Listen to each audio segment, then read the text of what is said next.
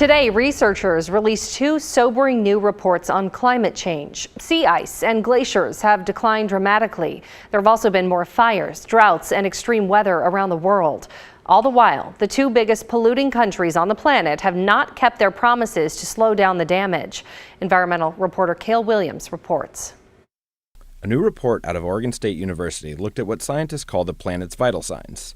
The results were not encouraging. What we found, of the 35 vital signs we tracked, 16 of them have set records and are at extreme levels relating to climate change. Co-author Professor Bill Ripple was particularly concerned with the global declines in sea ice and glaciers, as well as a dramatic uptick in climate-influenced disasters like we've seen in the western U.S. recently. Climate disasters that we're talking about in terms of heat domes and fires and droughts and especially the extreme weather events, with the new climate that we have, the jet stream has slowed, and either a high pressure system or a low pressure system will get stalled, and we'll get much longer periods of high intensity temperatures. Ripple pointed to Oregon's unseasonably warm October as an indicator that a warming Earth is having impacts locally. Recently in Oregon, we had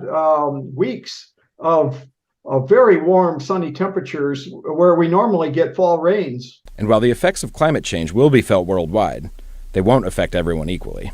Low-income areas and countries are at most at risk from the impacts of climate change. And a lot of this goes on in the global south, where there are developing countries, and these people did not cause most of the emissions, but they're having to deal with the outcome of intense climate-related disasters. Another report from the United Nations, just released today, shows that while some progress has been made on cutting greenhouse gas emissions, the path we're on still takes us above a dangerous threshold.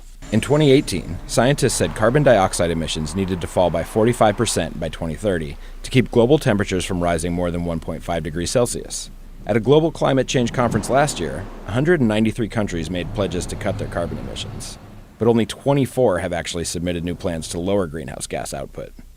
The United States and China, the world's biggest polluters, are among the countries who did not submit new plans. Ripple said it was imperative that world leaders make good on the promises made at these conferences. We need a big change. The ship is huge, and we need to start turning it to have hope of a livable future. Cale Williams, KGW News.